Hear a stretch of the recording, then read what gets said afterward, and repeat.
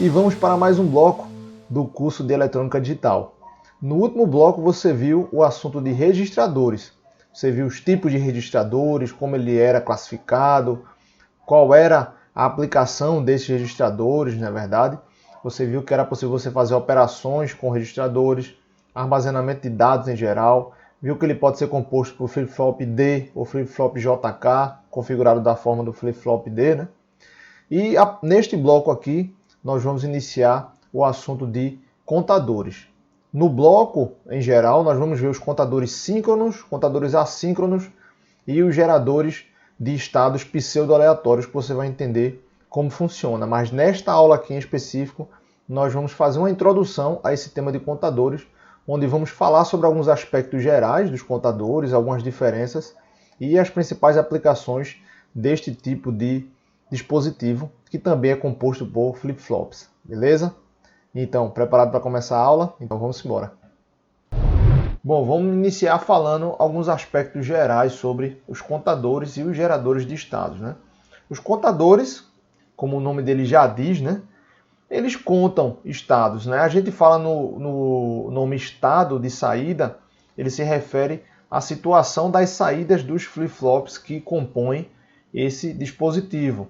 E quando você agrupa essas saídas, né? Quando você concatena, ele forma números binários e é o que a gente chama de estados. Então esses contadores, eles podem ser do tipo incrementais, ele pode incrementar de 0 até 10, contando de 1 em 1, ou contando de 2 em 2, ou seja, ele pode incrementar, decrementar também, ele pode fazer o processo inverso. E ele pode também ser do tipo pseudo-aleatório, que a gente chama. Por que pseudo-aleatório? Porque ele pode gerar estados de saída, ir do estado 0 para o estado 5, depois ir para o estado 9, ir para o estado 13. Esses estados que ele vai não são aleatórios, porque nós vamos ver aqui que você sintetiza esse tipo de gerador de estado pseudo-aleatório. Então ele não é de fato aleatório, né? Os estados são determinados por nós no momento de fazer a síntese desse tipo de dispositivo, desse tipo de circuito, né? Então por isso que é chamado de pseudo-aleatório. Ele vai para estados que não seguem uma linha lógica, e por isso o termo pseudo aí, para demonstrar que você tem como gerar esse tipo de comportamento que não é bem aleatório, mas não segue uma certa regra, né? Tem um conceito importante envolvendo contadores, que é o chamado diagrama de estados. O diagrama de estados ele é uma representação gráfica dos estados de saída do seu contador. Então, se o seu contador, por exemplo, ele é do tipo BCD, BCD você sabe que vai de 0 até 9, né? Esse contador ele vai ter, aí contando do 0 até 9, 10 estados. É o que a gente chama também de contador decádico, porque ele conta em década. Então, um BCD ele é formado por 4 bits. Lembra? Quando você vai fazer a parte para transformação binária, a representação é formado por 4 bits. Então, para você estruturar um contador desse tipo, você precisa ter 4 flip-flops, porque cada saída de um flip-flop vai representar um bit desse contador. Então, esse diagrama de estados, ele só representa o comportamento desse contador, das saídas desse contador. Então, no estado 0, a saída dos 4 flip-flops vão estar em estado 0. No estado 1, a saída do flip-flop menos significativo vai estar em 1 e os demais vão estar em 0. Então, esse diagrama de estados ele vai representar nada mais nada menos do que os números. Agora aqui é uma representação decimal que você tem aqui, né? Uma representação decimal das saídas dos seus flip-flops agrupados aí fazendo o papel do contador, né? Aí tem o conceito do módulo do contador. A gente vai falar várias vezes aqui um contador módulo 5, um contador módulo 8, um contador módulo 10. Então, esse conceito de módulo ele está atrelado ao número de estados. Então, quando você diz que o contador é módulo 10, ele tem 10 estados. No nosso caso aqui que a gente viu o BCD, esse contador BCD aqui, ele tem 10 estados. Agora repare que o último estado dele é 9. Então o último estado, no caso do contador incremental aqui, ele vai de 0 até 9, você contando o número de estados ele vai ter 10. Mas repare que o último estado é sempre o número do módulo menos 1. Então se você tiver um contador módulo 5, que ele vai de 0 até 4, entendeu? tem 5 estados, só que ele vai de 0 até 4.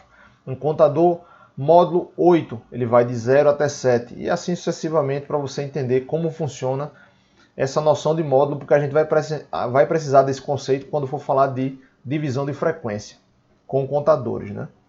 Com relação aos tipos de contadores, os seus contadores eles podem ser divididos em duas categorias, ou ele é assíncrono ou ele é síncrono. Lembra que a gente falou sobre sincronismo com relação a flip-flop e latch, né? O latch é um dispositivo assíncrono, porque ele não depende do clock para disponibilizar a saída com base nas entradas, ao fazer as alterações, né? E o flip-flop é um dispositivo síncrono, né?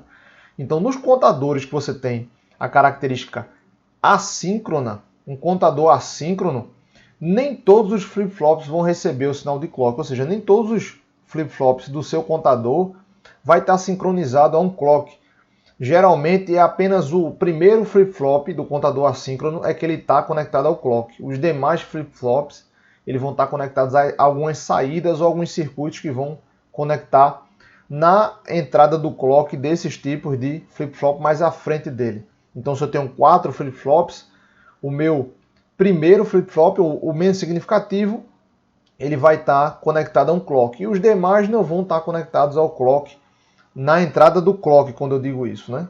Mas ele vai ter um sinal que vai ser parecido como se fosse um trabalho de um clock. Só que para você classificar um contador como síncrono, para você considerar ele como síncrono aqui, todos os flip-flops precisam estar interligados ao clock. Porque isso, quando a gente fala de síncrono, é porque está ligado a sincronismo, né? Então todos eles, quando o clock pulsa, ele tem que pulsar na entrada de todos os flip-flops. Enquanto no assíncrono não acontece isso, só vai acontecer em um, ou dependendo da configuração de contador que você vai utilizar, pode pulsar em alguns. Mas aqui a gente está vendo a diferença básica entre eles é se todos os flip-flops estão conectados ao clock ou não. Se todos estão funcionando de forma em sincronia, né? Com sincronismo, a gente chama de contador síncrono. Se não, a gente chama de contador assíncrono. E quais são as principais aplicações desse tipo de dispositivo, né? De circuito digital? Os temporizadores, ou seja, um contador, como ele conta e é a partir de uma base de tempo, né? O clock ele vai definir em quanto tempo ele vai contar, né? Se você tiver um clock, por exemplo, com a frequência de 1 Hz e você tiver um contador módulo 60, que vai de 0 a 59, então esse contador ele vai temporizar 1 minuto.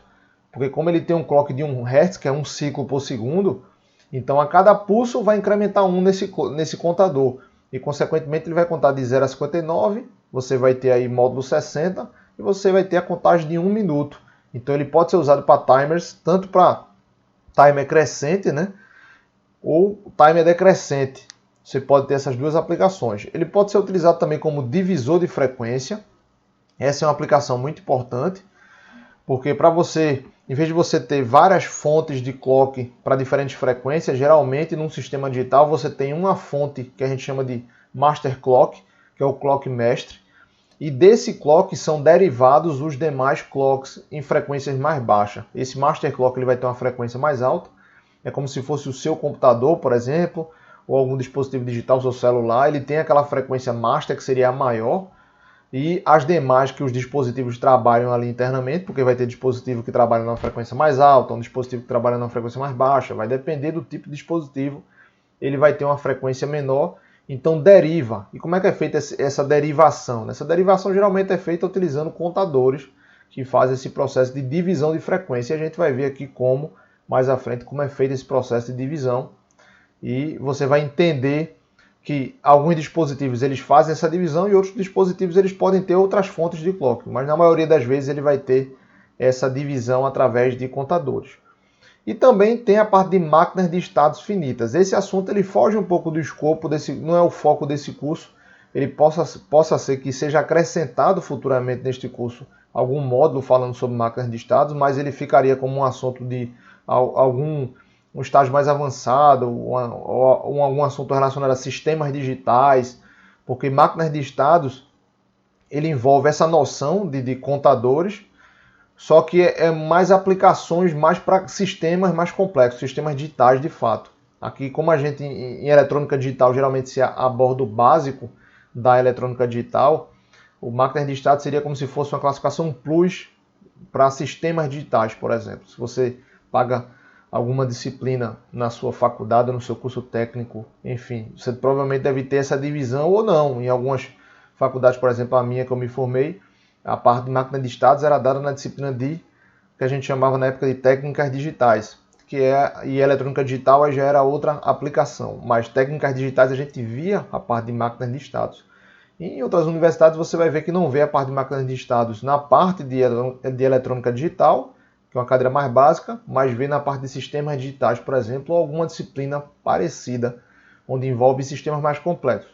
Máquinas de estados finitas nada mais são do que semelhante a contadores, onde você faz essa síntese dessas máquinas de estados finitas. O contador, por exemplo, ele é uma máquina de estado finita, porque ele tem estados finitos, né? E a gente só trabalha em eletrônica digital com máquinas de estados finitas. E essas máquinas de estados, elas dependem de entradas, então elas mudam o comportamento de acordo com a entrada, se a entrada é igual a 0, se a entrada é igual a 1, e a saída é alterada, a saída pode depender do estado ou a saída pode depender da entrada também, então é um pouco mais complexo a noção de máquina de estado. É como se máquina de estado fosse um grande grupo e contador fosse um subgrupo dessa parte de máquinas de estados. É um sistema mais simples para a gente abordar, mas é uma das aplicações aí para você ficar ciente de como você pode encontrar os contadores na eletrônica digital, beleza? Finalizamos aí a nossa primeira aula desse bloco sobre contadores, uma aula introdutória. E vamos aqui para os destaques dessa aula, né? Vimos o conceito de contadores, né? Nada mais são um arranjo de flip-flops, seja do tipo JK, D, não importa. É um arranjo de flip-flops que executa um certo comportamento que pode ser do tipo incremental, decremental ou pseudo-aleatório, né? Vimos que tem essas três características com relação aos contadores, né? Vimos também a noção de módulo, né, do contador, ou seja, o seu contador, quando você fala que tem módulo 10, é porque ele tem 10 estados. Então esse módulo N, onde esse N é o número de estados, é importante você entender. Vimos que, por exemplo, o contador BCD ele é do tipo módulo 10, porque ele é um contador que incrementa e vai de 0 até 9. Tem 10 estados. Contador módulo 8, vai de 0 até 7, por exemplo, contador incremental. Então é importante que você tenha essa ideia de módulo e você entenda, porque vamos usar na parte de divisão de frequência, que foi uma das aplicações que vimos aqui de contadores, né? E vamos usar também na parte de síntese dos contadores. Vimos a noção também de sincronismo e assincronismo, né? O contador ele pode ser síncrono quando todos os elementos do contador, ou seja, todos os flip-flops do contador, eles estão conectados a uma única fonte de clock, ou seja, todos os flip-flops estão operando de forma síncrona. E no conceito do contador assíncrono, apenas um único flip-flop vai estar conectado ao clock, ou alguns flip-flops, não todos, e os demais flip-flops que tem clock, o que estimula esse terminal vai ser algum outro sinal. Por isso que é chamado de assíncrono. Nem todos eles vão estar sincronizados à mesma fonte de clock. E por fim, para fechar esta aula introdutória, nós vimos a parte de aplicações. Vimos que o contador ele pode ser aplicado como timer, né? Crescente ou decrescente. Ele pode ser aplicado também como divisor de frequência, que vamos ver logo nas próximas aulas, e também falamos sobre o conceito de máquinas de estados, onde o próprio contador ele é uma máquina de estado. A máquina de estado é um conceito mais amplo, uma máquina de estado finita. E isso é um assunto que foge um pouco do escopo desse curso, mas quem sabe lá na frente possa ser adicionado e você possa ter uma noção de como funciona ou até mesmo sintetizar uma, pois é um assunto mais complexo e demanda mais conteúdo para ser aprendido antes de abordá-lo, beleza? Espero que você tenha compreendido o conteúdo desta aula. Se você ainda não entendeu alguns conceitos, eu sugiro que você reveja esta aula e, se não entender alguns conceitos anteriores dessa parte de registrador e flip-flops, reveja as aulas anteriores também. E nas próximas aulas vamos abordar com mais profundidade esse assunto de contadores, tanto os contadores assíncronos quanto os contadores síncronos. Vejo vocês na próxima aula. Até mais!